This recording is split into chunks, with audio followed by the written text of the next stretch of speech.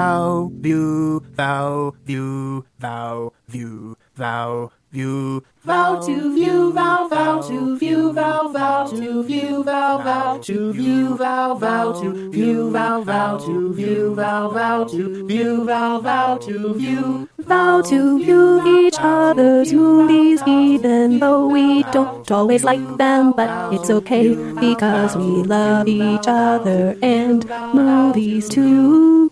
Hello, and welcome to Vow to View, your weekly podcast about marriage and the things we make our spouses watch.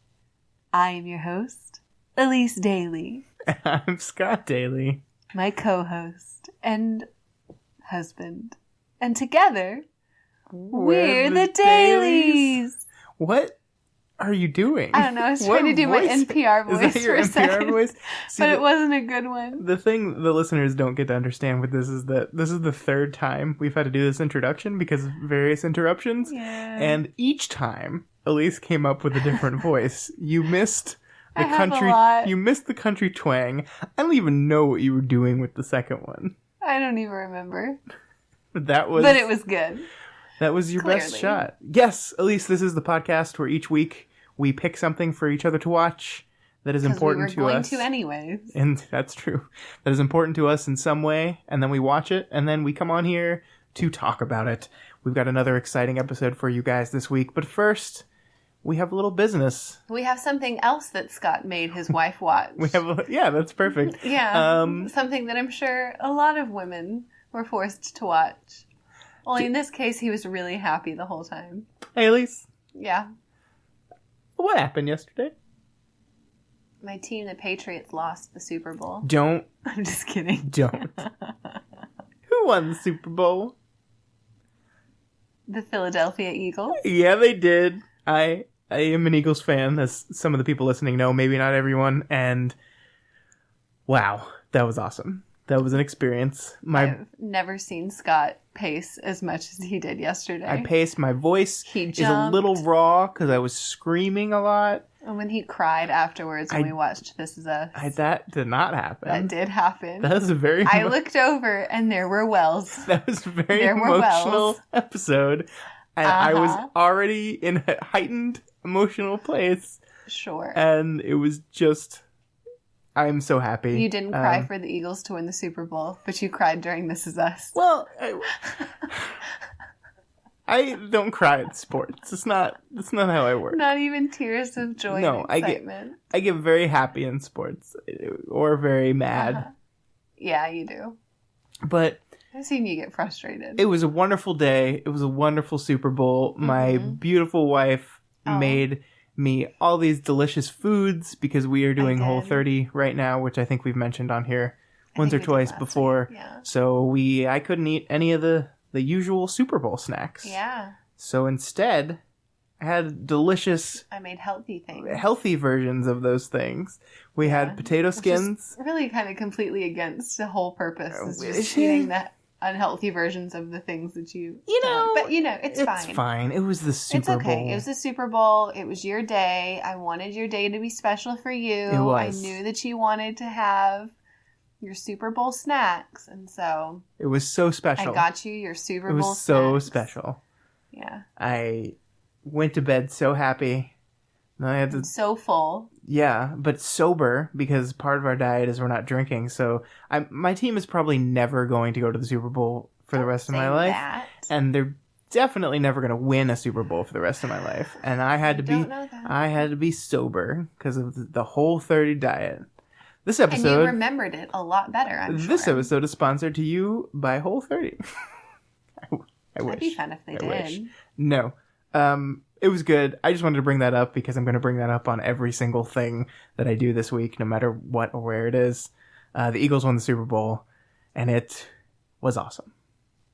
And do you know why they won the Super Bowl? Why did they win the Super Bowl? Because the entire season, you didn't watch a game.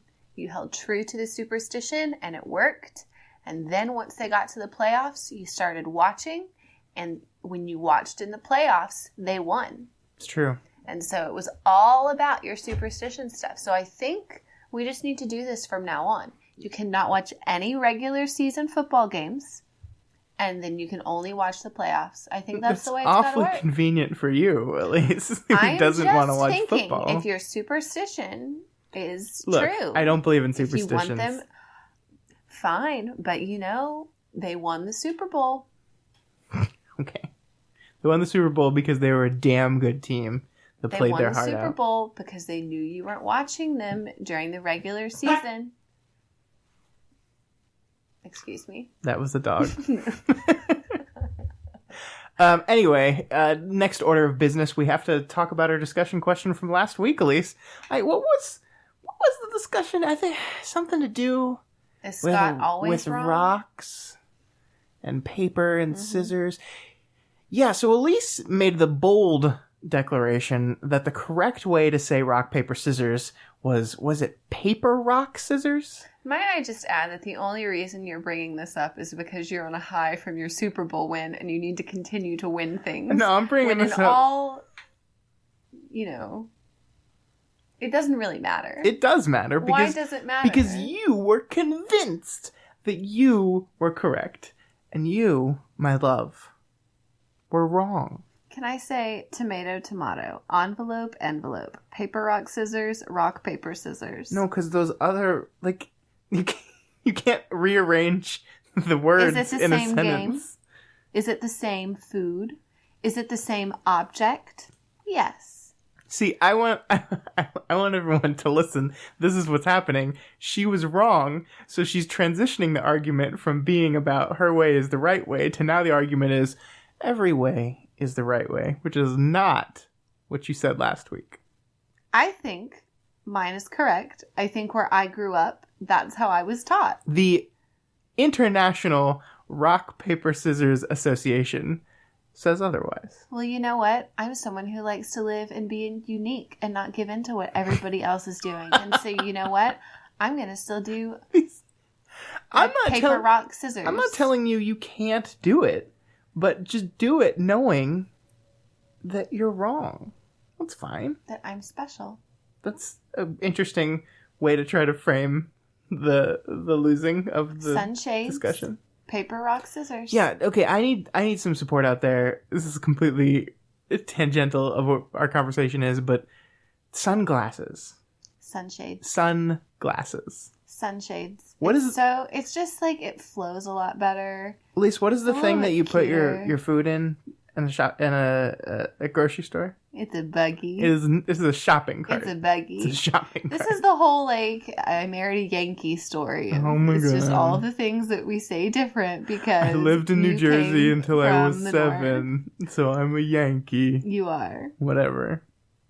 Anyway, that's enough of our arguing. Let's talk about movies. Movies. I don't want to talk about movies. Well, that's not going to be too great of a podcast then, because that's kind of what should we talk about instead of movies? The whole thing. Let's talk about water. No.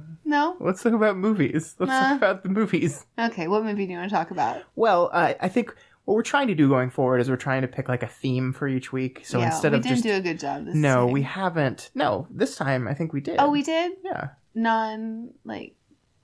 Kids' movie favorites. Favorites when we were children. Okay. Was the theme. I mean, I wouldn't necessarily say this was my favorite. Favorites.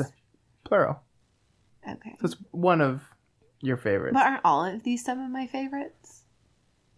I mean, I wouldn't necessarily say so. Okay. I don't think Gattaca is one of my favorite movies. It's just a movie I really liked a lot and thought you would like, and I wanted you to watch. Okay, that's fine. Anyway, so yeah, we're trying now from now on to do themes. So we're not just going to pick random movies that pop into our head. We're going to pick a theme and say, hey. I almost forgot what I was going to pick next week. But I just remembered. It's fine. Sorry. Hey, this is my movie that fits this theme. This is Elise's movie that fits this theme. And hopefully that'll work out well. So this time we kind of just, we hadn't planned this when we were doing it last week, but we kind of stumbled into the idea of doing movies that we really, really liked as kids, as little kids. I think I saw my movie for the first time when I was 6 years old. I don't know when you saw yours. This movie came out whenever I was 2, but I guarantee you I didn't see it or remember it whenever I was 2. You are so young. You're so young. Anyway, Elyse, why don't you go ahead and start things off? What movie did you make me watch this week? My movie's probably one of the lesser-known John Hughes movies from the early 90s. I think that's a safe assumption to make. Yes, and it's Curly Sue. Written and directed by Mr. John Hughes. By John Hughes. And it's another movie about a child in Chicago because, you know, all of his things are pretty much in Chicago, aren't they? I think they all are. Or it's suburbs. All of his big ones are.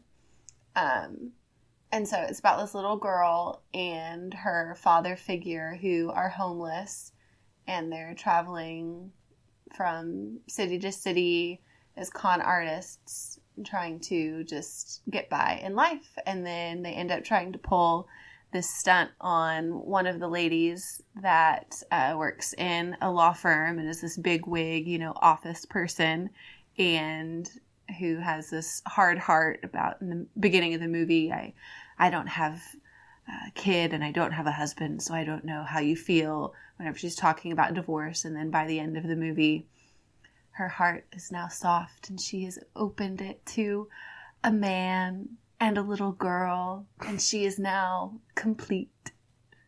That's a pretty good summary of the film. Thank you. Jim Belushi in the lead role, the lead male role. Kelly Lynch, who I don't know very well, played the lead woman, the lawyer. I feel like I looked up something that she was in, and I was like, oh, she was in that. But it wasn't a big part. But you know who else had a really small part in this movie that we did not realize? And then all of a sudden, oh, I think that's Steve Carell. It was Steve Carell. And it was Steve Carell. Steve Carell basically has a walk-on. No lines. No lines. Just comes up as the waiter who has to go get the kitchen staff to throw the homeless people out of the nice restaurant. There's Steve Carell. Good job, Steve. He's probably even uncredited.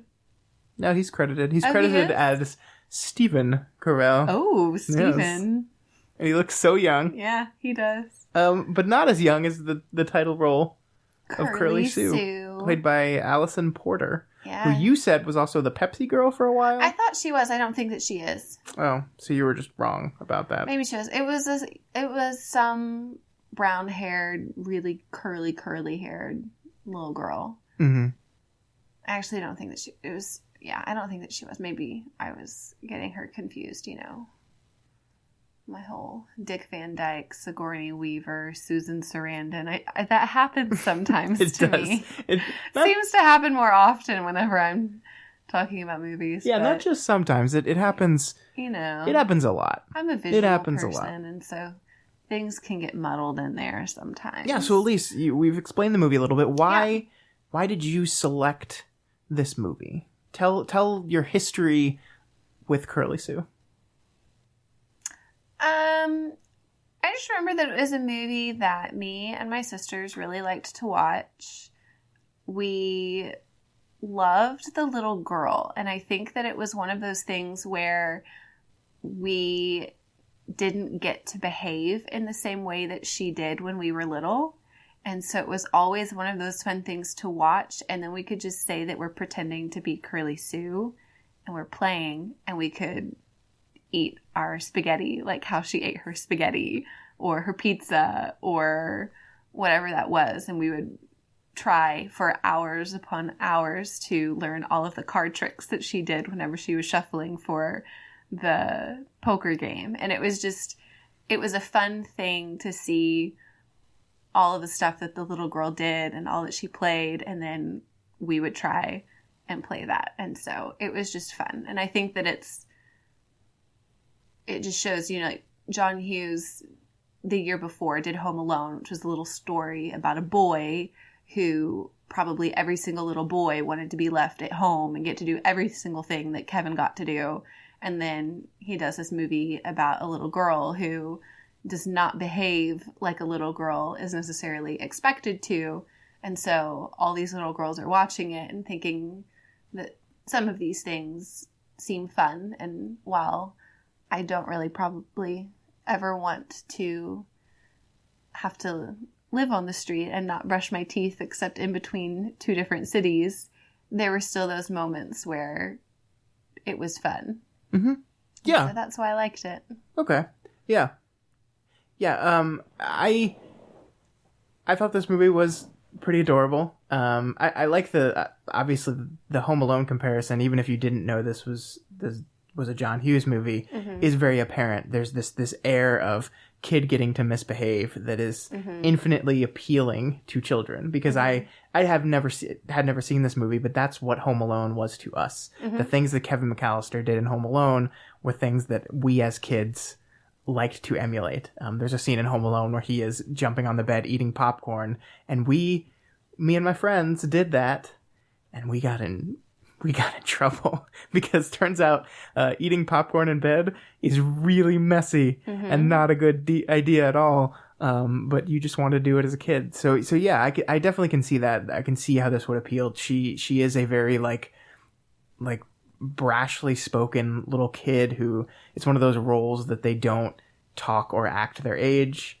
Although in this movie it kind of makes sense. It makes sense less in Home Alone that Kevin McAllister did not talk his age. It makes more sense in this movie because she's been living on the streets with her surrogate father for who knows how long, her whole life basically. It's implied. So and the things that she learned were ways in order to try and convince people that she was really smart and do tricks in order to try and get things out of them. Which is like, yeah, I mean, I don't think this is a fantastic movie, but it does have those little flourishes that I really did like. There's one of their tricks is to convince everyone that she's super smart by spelling xylophone, and she's asphyxiate. Sorry, I don't know why it was asphyxiate. And basically she's just memorized how to spell that word. She doesn't actually know how to spell. And it's a really touching moment in the movie where the lawyer figures out and says, okay, spell cat. And Curly Sue just has to go, I can't.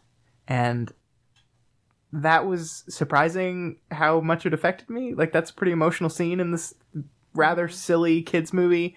But I really enjoyed that. And I definitely don't think this is one of John Hughes' best films. This was definitely in his phase where he shifted kind of from telling teenager stories to telling younger children's stories, and I don't think that was really his lane.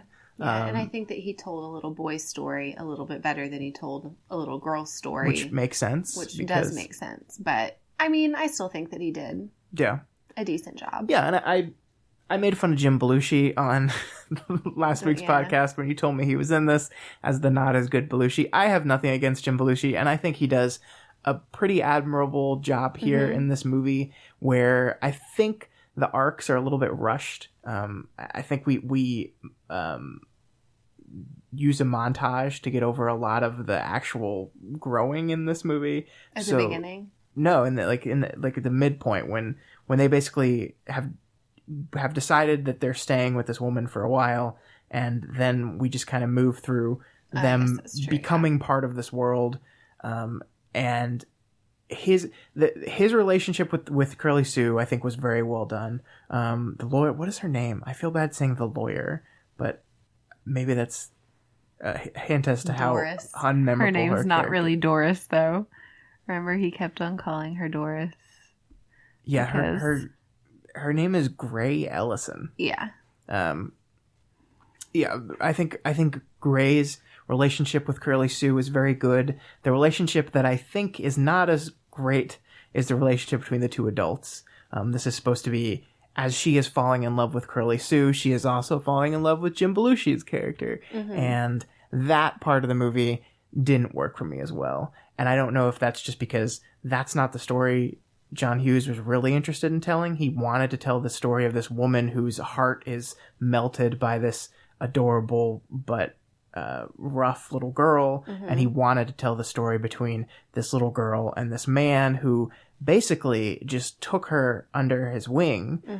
The story in the movie is, I think he had a one-night stand, right? He met this woman, hooked up with her.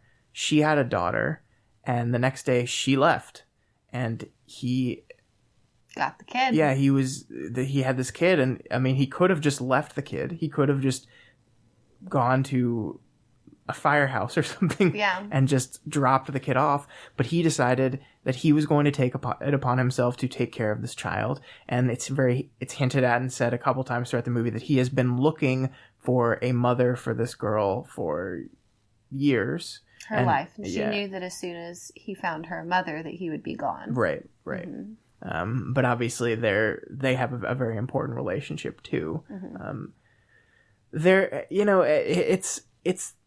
It's tough to say too much bad about it. I mean, like I said, it was definitely not one of the favorite things I watched, but there was nothing out of it. You liked it better than Thoroughly Modern Millie? Yes. I do not think this is a bad movie. No. By any stretch. And there was something interesting that I was thinking about before I watched this and then during it, was we saw another movie about a little girl this year who grew up not necessarily homeless, but her parent did not take a very good care of her. Did not take very good care of her. I see where you're going with this. With the Florida Project. Mm-hmm. And I was so upset during that entire movie and got more and more angry and was just livid by the time. But I'm just not like that with Curly Sue. And I guess it's a lighter-hearted movie. Right. And so maybe that's why I didn't get there. And maybe obviously purpose was not to make me maybe upset at how these people are treated. But it was just very interesting for me because I went into it before thinking I saw this movie earlier this year and it was kind of the same thing about this little girl and her parent, and I got really frustrated. I wonder if now when I rewatch Curly Sue, I'm going to get frustrated like I did with the Florida Project, and I didn't. And I think it was just, I guess they have a completely different story of they found someone who helped take care of them, and even though he was not necessarily the best parent because he's dragging this kid around and trying to use the kid in order to con people into giving them money and free things, and so he's using the kid for his own selfish gain. But not really. It's for their, like... Yeah, and you can see that his relationship with Curly Sue is seemingly different mm-hmm. and more of a quality parent, I guess, in a sense. And he knew that he needed to find something better for her and was looking for that and wanted something better for her. Whereas opposed to, I guess, the Florida Project, she wasn't actively looking necessarily for something better for her kid. And then whenever it came time for her kid to go into something better, it was not a peaceful break.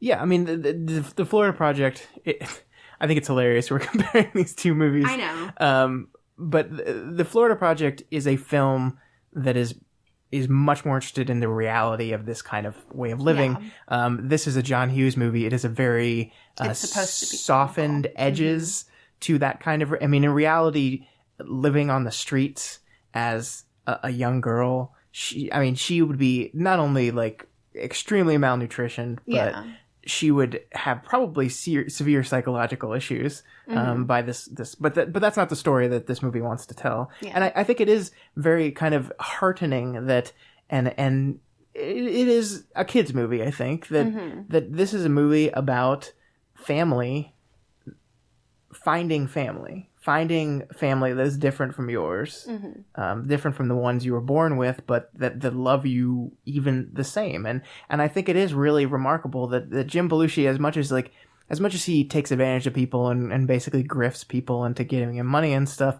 they have a code. They do not steal. He never uses her for his benefit and his benefit alone. It is always for them. They are a team. They get everything equally. I think there's a scene where he is basically like saying, no, I'm not hungry, so she can eat the food. And she finally Curly Sue convinces him to have like the meat out of the sandwich they found or something. And I mean, like that's the kind of thing, like it's this nice, feel good, heartwarming story. That about a little girl who gets to look silly and do funny things, and I can absolutely see how that's appealing to 6-year-old Elyse. Oh my gosh, I wanted to just lick my fingers after eating pizza exactly she does like her. It was the cutest thing, and I wanted to do it. And then that's why I always wanted to slurp my spaghetti. Oh my gosh.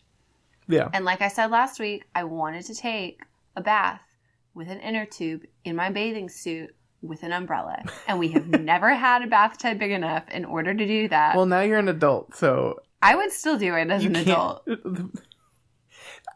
This woman's apartment is... incredible. Enormous. Every little girl's dream. Enormous. It's fantastic. We learn, I guess, by the end of the movie, it becomes clear that she is not just a lawyer at her firm. She is a partner, a possibly senior partner at this firm. So it kind of makes sense that she has that big of an apartment. Oh, yeah. But she has a high-rise apartment with 3 bedrooms. Mm-hmm. She is a... Her beautiful walk-in closet. She has a boyfriend, technically, but... who's awful. Oh my god, he's so bad. We him. need to talk about him in a sec. But she has 3 bedrooms. She has a jacuzzi tub. She has, like, this is in downtown Chicago. Mm-hmm. I know it's not quite as expensive as New York City, but damn. I like Chicago. That is Chicago. It's a great city. We haven't been together. We haven't. No. We haven't.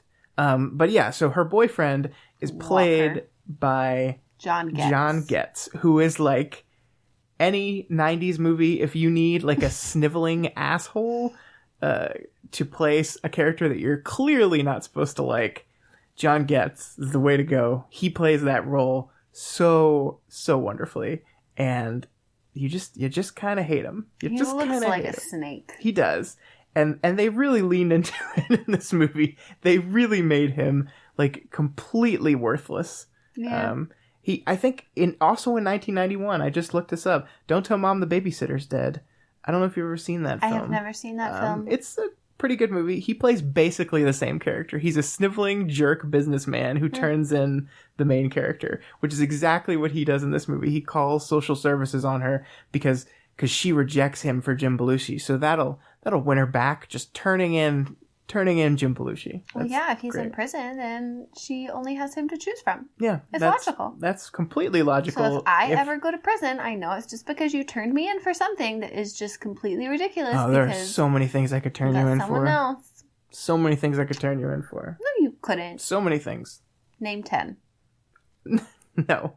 Yeah, because then it's public record. Exactly. What? You're not supposed to agree with me on that. You're supposed to say, no, I don't have 10. No, I do. What? Yeah. I don't have 10 things I could go to prison for.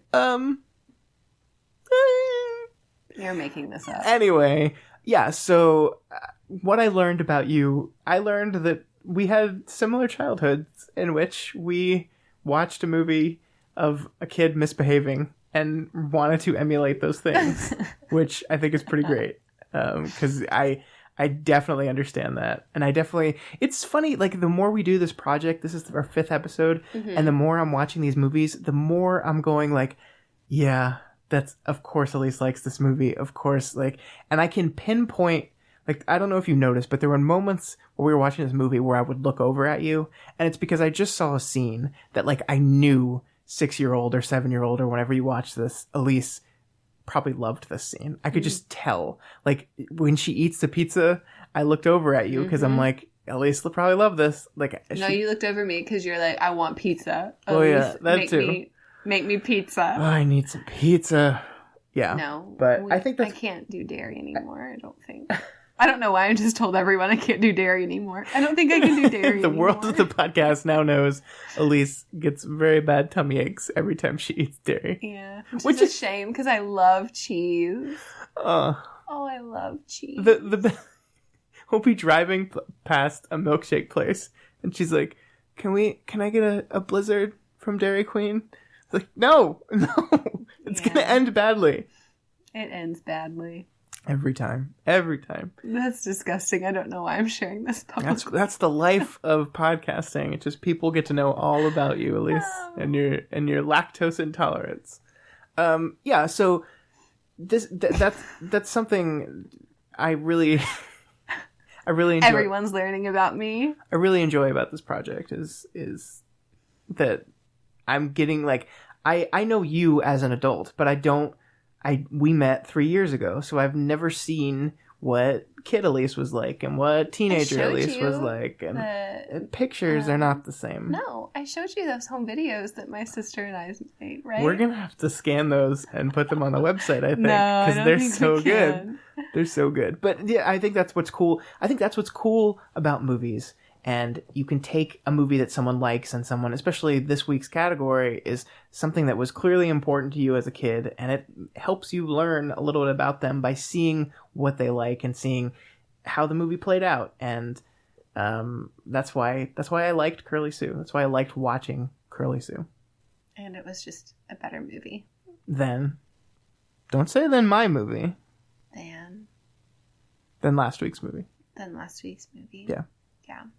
All right. Elyse, is that it for Curly Sue? Do you have anything else you want to say about this movie?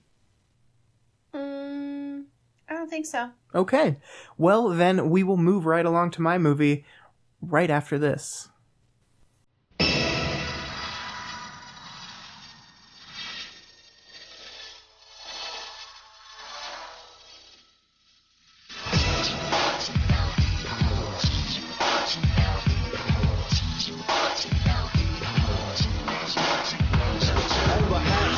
Then the heroes for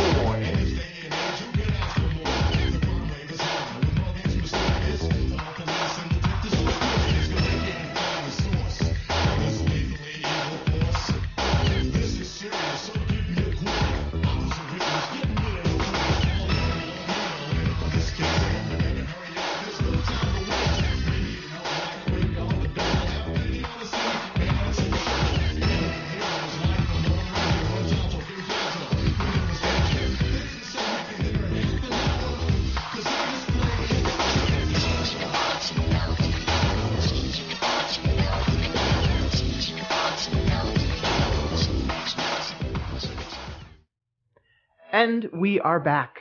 And we are again. here. You did that joke. You did that already. That's not. know. You gotta mix it up. We're here now to talk about my movie. That's just what I'm going to do every time now. Great. That's awesome. We're here now to talk about my movie. This is a movie that came out a year before yours in 1990. I was 5 years old. I was 1. And maybe not even quite. And That's old. we talked a couple weeks ago about Ghostbusters being a thing I loved in my childhood. And it was. But the only other thing that I loved more than Ghostbusters as a kid was Teenage Mutant Ninja Turtles. And Teenage Mutant Ninja Turtles. that's not right. Elyse clearly has never been really into the Ninja Turtles. No, turtles are not my thing. Yeah, but so this is the first movie, the first feature-length film of the Turtles, and I am obsessed with this movie. Even though this is only the first time that we've watched it together. Yeah, but I love it, and I think it holds up. I really do. For those of you that somehow don't know what the Ninja Turtles are. The Ninja Turtles are 4 turtles that were radioactively made into bigger turtles that could talk and do ninja skills because they were trained by a rat. I mean, that's basically Those are the Ninja Turtles. The Ninja Turtles was a comic that was created by 2 people, basically as a joke. This was never supposed to be taken seriously, and for some reason... Is it taken seriously? I mean, it's a huge multi-million-dollar industry. But do they take it seriously? Well, that's one of the things that I like about this movie, is because it does take the central conceit of this whole silly thing seriously. Seriously? It does, though. I guess it does. Yeah, so the whole thing is shaped up to kind of be a joke. The evil organization in this story is called the Foot Clan, which was a specific reference to The Hand, which is a Marvel universe. The Hand. Athlete's foot? No. What is this non sequitur? It has nothing to do with what I'm talking about. It's the Foot Clan. The Hand was the ancient evil organization that Daredevil and a lot of the smaller Marvel characters fight. If you have seen the Marvel Netflix shows. The Iron Fist do something with the hand? Yeah, he's sworn to fight against the hand. So the Foot Clan was basically... Because it was bad. It's fine. I'm glad I didn't have to watch it. The Foot Clan was basically made to be a joke off of that. This whole thing is kind of a joke. They have a rat named Splinter, and the bad guy is named Shredder, and it's silly, and the comics were actually, like, super violent at first, and then it just became this kids thing. They made a cartoon that was very popular. I loved the cartoon, but this is the first feature-length motion picture of it. The puppet work is done by Jim Henson's Creature Shop. I think this is one of the last movies Jim Henson worked on before he died, and I love this movie. I mean, I saw this as a kid and fell in love with it, and it holds up because this is one of those movies that, and I think this, as I look back to the movies I really liked as a kid, this is something that I'm realizing was more and more important to you. This movie does not talk down to kids. This movie does not treat itself as a silly kiddie movie. This is a serious movie. There's drama. One of the turtles is in a coma for half the film because he gets his ass kicked so much. The Shredder is crushed by a garbage truck at the end of the movie. This is violent. The turtles swear. It's about kids who feel on the outside and about trying to fit in, which is something that kids go through a whole lot. Yeah, they are like... Yeah. And each of the turtles, I think, has their own pretty unique personality. And while I don't think they, like, specifically have arcs that they go through necessarily, they go through a group arc. But each individual, Raph is the one that gets the most function. Raphael, he's the... Yeah, the red one. He's the red one, Elyse. Elyse has trouble with the names. I'm learning. And Raphael is red. Yeah. Donatello, blue. No. Purple. Yes. Yeah. Michelangelo? Orange. And what's the last one? Raphael, Donatello, Leonardo. Yeah. Yeah. He's the blue one. He's the leader. Blue leader. You know, at first I thought that the orange tie and the red tie looked really similar, and and the colors really started to confuse me. And then I guess the more I watched it, the less colorblind I became and was able to see the red and the orange more distinctly. Or was it really like there was an issue with it, and so my confusion between the two colors was... The lighting and color correction in this movie is not great. Okay, so maybe a lot of the colors are pretty washed out, and it is legitimately difficult to tell the difference between some of the colors sometimes. So you know what? I recognized something that was a technicality. That was me with my really good movie sense. You're such a good critic noticing that, you know, the colors, they're different. You're so good at this. I'm really good at this. You're so good at this. Yeah, but so, I mean, I will let you talk in a minute. I just have so many things I want to say about this movie. Oh, gosh. But... We already spoke enough about the Super Bowl. The movie? I know. Anyway, this movie treats kids like they're not stupid and need to be coddled, and, like, it is a serious movie. Like I said, it takes the core conceit serious. It is... I think it acknowledges through the April O'Neil character kind of how ridiculous it is inherently, but then it just kind of moves past it. Like, April sees a talking rat and 4 talking turtles and, like, freaks the fuck out about it, and then Splinter tells their story, and then April is just kind of like... She's kind of into Raphael for a second, and then I was like, is April gonna go after this turtle? Yeah. And then they introduced the hockey player, Casey Jones. Thankfully, Casey Jones came into the story, so she didn't have to be with a turtle. That would have been weird. I don't think she was ever really going to be with the turtle. If Casey wasn't there, that would have been her only other option. That would have been it. And that would have been the same thing that... What's-his-name tried to do in Curly Sue. You just get rid of the other options, and then the girls are going to go with what's left. And then Walker would have been chosen. Or Raphael. Walker? That was his name in the movie. In Curly Sue, Walker. Oh, you went back. Yeah, okay. Yeah, so Elyse, I jump all over the place. This was the first time you saw this movie. Yeah. What did you think of Teenage Mutant Ninja Turtles? I'm very curious. I thought it was a perfect Scott is... 9 years old movie. Mm-hmm. And I mean, you love comic book movies, and while I did not know the history behind this being as much of a comic book series, that does not surprise me in the slightest that you would love it. I think all of these Ninja Turtles, I hear you talk about them all the time. You're trying to get our nephew in order to be like obsessed with the Ninja Turtles. You always would buy him stuff. Trying. For a while, I know. And so I knew that they were important to you. And I knew that you would always talk about it. And so watching it, it was just really funny because you would be like, look at the puppets. Aren't the puppets great? They are. And they are. They are great. But it was just, it was funny. It was cute. I liked it. It was a lot better than I had anticipated, I will say. I honestly thought that it was going to be a cartoon at first. I didn't realize it was a live action. I was pleasantly surprised that it was not a cartoon because then I was going to be kind of disappointed that you got to watch a cartoon and I didn't get to watch a cartoon. And so, yeah, it was good. I will say, like how you said it stood up a lot better to the test of time.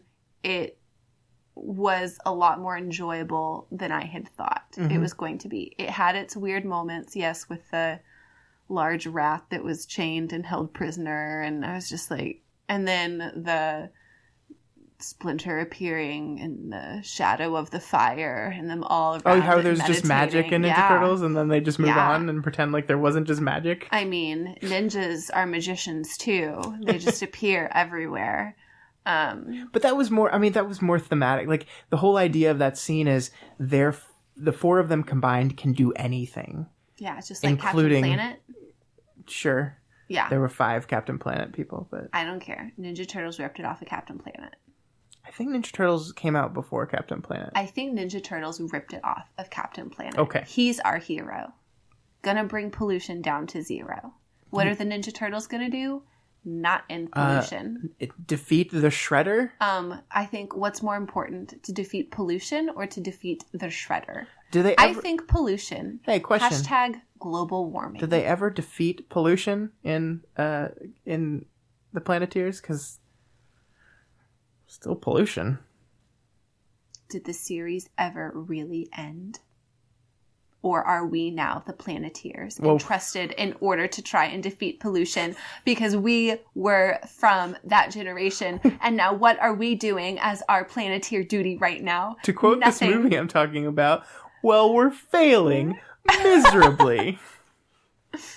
Yeah, so you just completely took me off track with that. Captain Planet, he's our That is not what we're talking about. Gonna bring pollution down to 0. I wanted to be the Planeteers for Halloween, and it didn't work out. We'll do that sometime again. I'm sorry. Okay. Continue.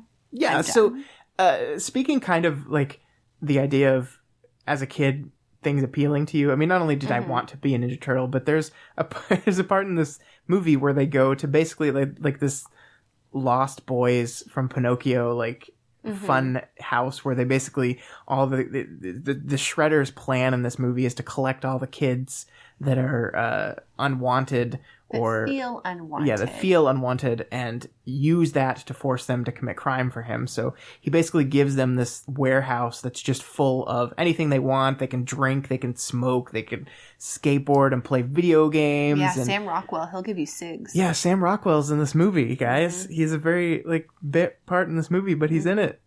He's gonna win an Oscar. And I hope that they bring up the Ninja Turtles. Teenage Mutant Ninja Turtles.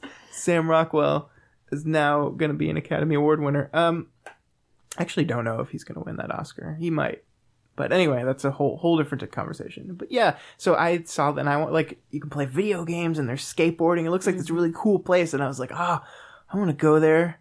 Except for Danny's there, and Danny sucks. Danny was awful. Terrible character. I did not like Danny. Not like Danny. Gingers. I'm just kidding. Just offending some people on our podcast. No. There's nothing wrong with gingers. No, I've always wished I had red hair. You tried to dye it once. I did try and dye it once. I'm allergic to it. Hair dye. Two things you learned about me. Dairy, not good for me. Hair dye, allergic. What else is Elyse allergic to? We'll have a mini game. Fleas, Okay, let's not. I was kidding. Oh. Let's not actually do this. I was going to tell you all my allergies. Yeah. I don't have very many. Ninja Turtles. Like, you mentioned the puppets, and I think the puppets are great. I think everything looks great in this movie. I will say, there are times when you watch a movie that was made a long time ago, and it has some sort of either puppets or animation or something, and you can tell, and it looks bad. Mm-hmm. And this, while you can tell, I don't think it looks awful. No. And so I think that is a lot to say about a 90s movie, sorry. Yeah, it really got the look down. And I think not even the puppets, like, I think Shredder looks awesome. I think Shredder's introduction is like this long shadow, this long creeping shadow. I'm just pointing out the good things. I know, you were like, man, that introduction, that shadow, look at it. And the cape. And then his assistant removes the cape from his shoulder so he can move his arms, and it reveals these huge spikes on his arms, and they look so badass. Yeah. This movie looks great. Even though the coloring's a little off, the movie looks really good. And there's a thing, like, the one thing I want to talk about is this movie came out, and parents were not happy because it was a movie that treated kids as if they weren't stupid little kids. And the Turtles said damn, and they used weapons. Leonardo used his swords and the themes. It was dark and it was too violent. So a few years later, I think actually 1 or 2 years later, Teenage Mutant Ninja Turtles 2 came out, The Secret of the Ooze. And I know you have not seen that film. I will not see that film. Probably a good call, because that movie, when people think of the Turtles movies, that's the one they remember because it has the two mutants in it. Not Bebop and Rocksteady, but two that are like kind of built to remind you of those, Toka and Razar. And basically what happened is parents were pissed off and they wanted a more kiddie version. So Teenage Mutant Ninja Turtles 2 is a kiddie film that's kind of, any of the fun jokes between the turtles, the banter is like turned up to the extreme.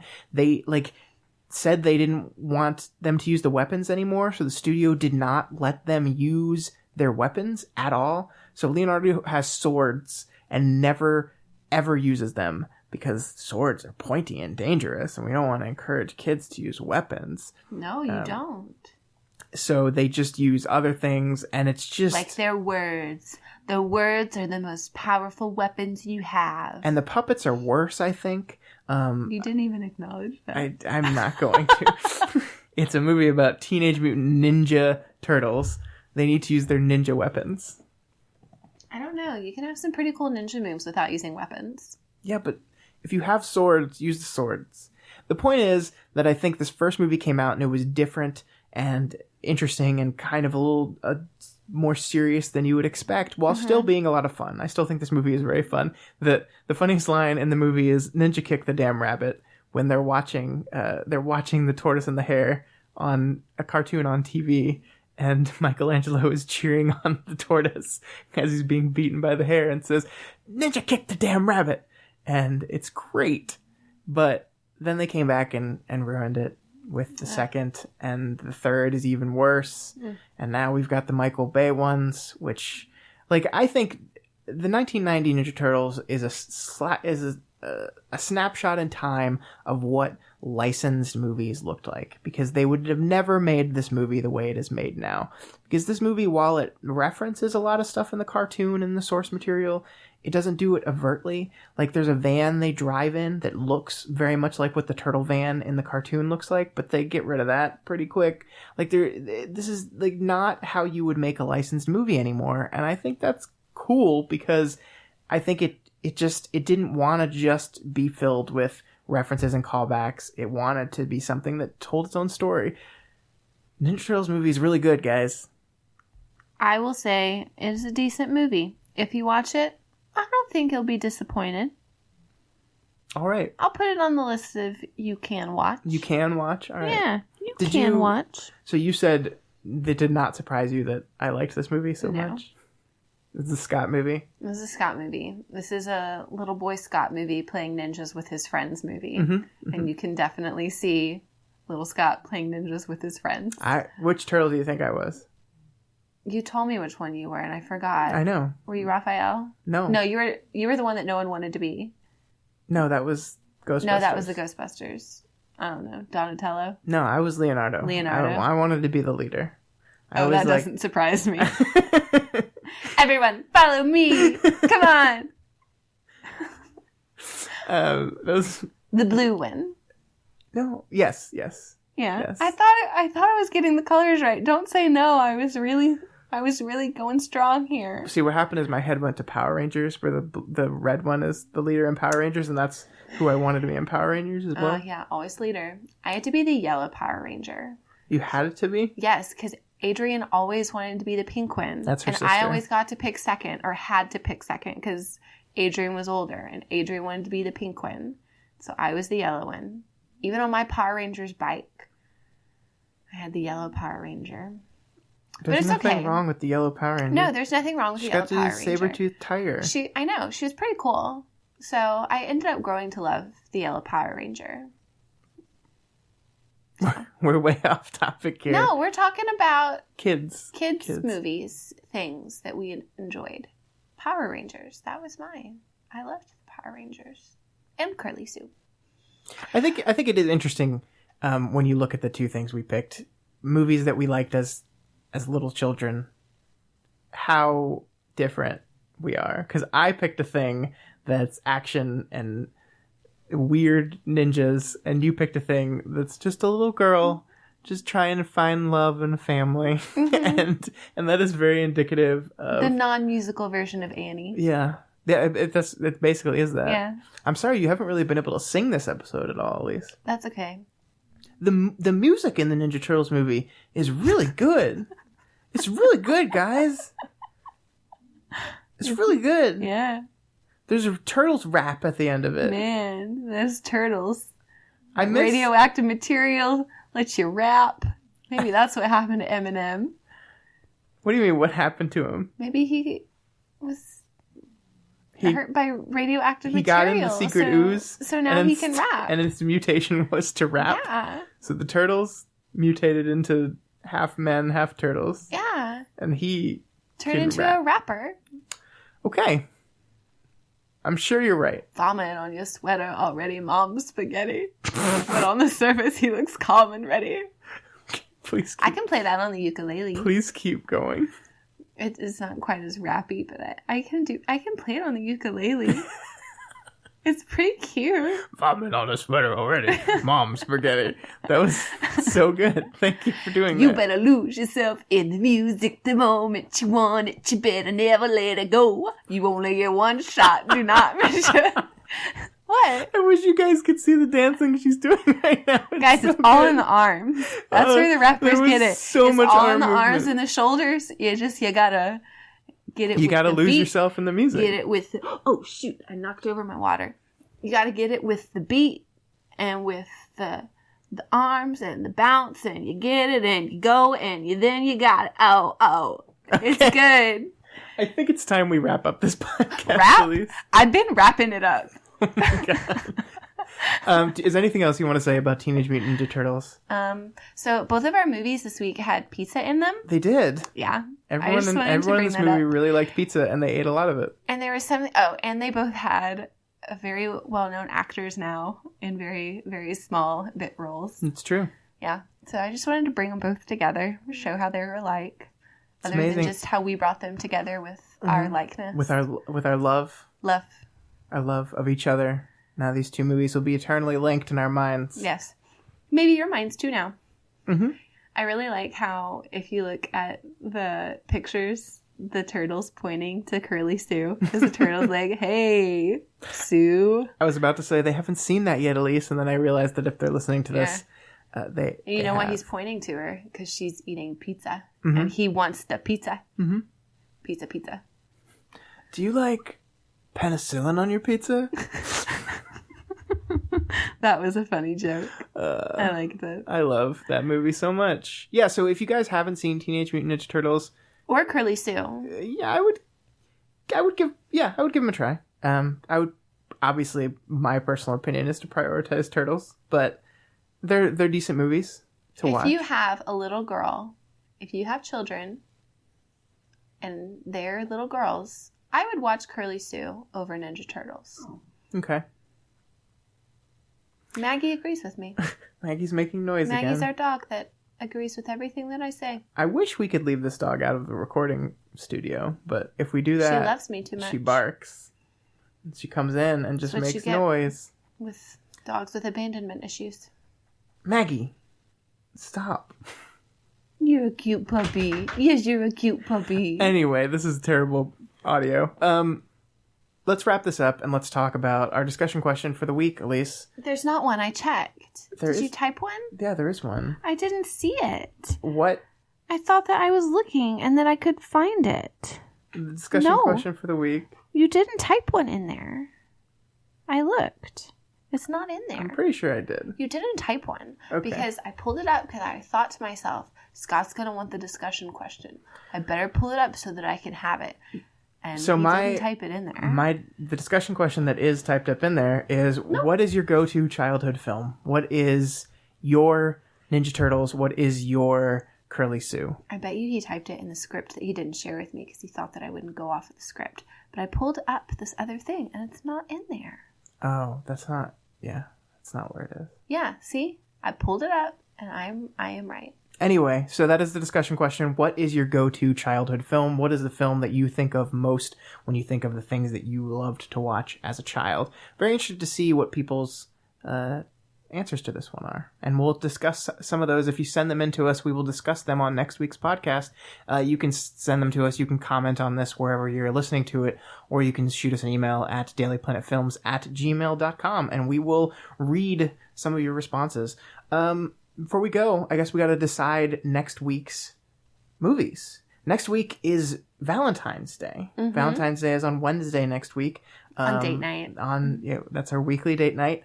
And you're learning so much, guys. But with this, I guess that's another announcement, is this podcast is going to move to come out on Friday after this week. It's currently on Tuesday. We're going to move it to Friday. Flashback Friday. Exactly. So you will not be you will not be hearing this podcast about Valentine's Day until Valentine's Day is over, but it doesn't matter. It's a week of love, and we are going to be talking about romantic comedies. We're going to be talking about some of our favorite romantic comedies. Mm-hmm. And Elyse, why don't you tell us what your romantic comedy is, the movie you picked for the romantic comedies? I picked a romantic comedy that has one of the classic romantic comedy couples in it from the, I think, 1960s, 1950s. Very old school classic couple. The first movie that Rock Hudson and Doris Day were in together. And it is Pillow Talk. Pillow Talk. Pillow Talk. Kind of Rock Hudson kind of thought racy movie. He turned it down a couple times because he thought it would be too risque of a movie. But later, another movie that we like was based on it, and maybe we'll talk about that too. Oh, we're going to save that. Okay. Yeah. So I went the opposite direction. It's funny because of course, I really like classic movies, but when I'm looking down at my list of films to pick for this thing, I always kind of err on the more recent side. I picked for my romantic comedy, this is a movie I really love, and we'll talk all about why next week, but I picked 2008's Definitely Maybe, written and directed by Adam Brooks. This is the Ryan Reynolds starred movie. And was I supposed to say when my movie came out?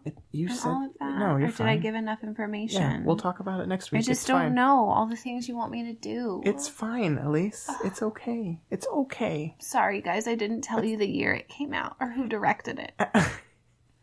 Definitely Maybe. That's what I'm talking about next week. You're talking about Are you sure you're going to be talking about it next week? I'm positive. Definitely Maybe. I don't know. It's a good title. Okay. We will talk all about these movies next week for Valentine's Day. Galentine's Day. No, yeah. Elyse came to me and says, "Can I pick a Galentine's Day movie?" And I said, "No, Elyse, we're married. This is about marriage. We have to celebrate each other and equality." Love. So some people don't have another person on Valentine's Day. Well, they can revel in our love. Okay. That's what he said. Whoa. Yeah, so that's all we have for you guys this week. Sorry for another ridiculous episode where my wife tries really hard to get us off track as much as possible. I don't try and to usually do that. Succeeds. It's not a try. It's just a do. Hey, Elyse, how many allergies did you reveal during the course of this episode? 3, but 2 were not on purpose. 1, I thought you were legitimately asking. Anyway, I'm sorry if you thank didn't you want guys to know about so the fleas. much. If you like this podcast and want to support us, you can do so at patreon.com/dailyplanetfilms. You can also find all the other podcasts we do at dailyplanetfilms.com. Follow us on Twitter at dailyplanetfilms. That's DALY for all that, by the way. And thanks, guys. And we will see you next week.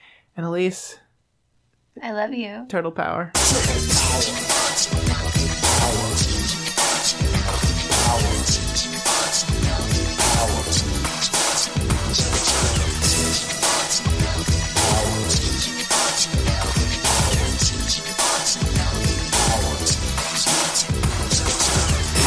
Kids. Captain Planet, he's a hero, gonna bring pollution down to 0. He's our powers magnified, and he's fighting on the planet side. That's all I know. Is there any more? Yeah? Oh, bummer.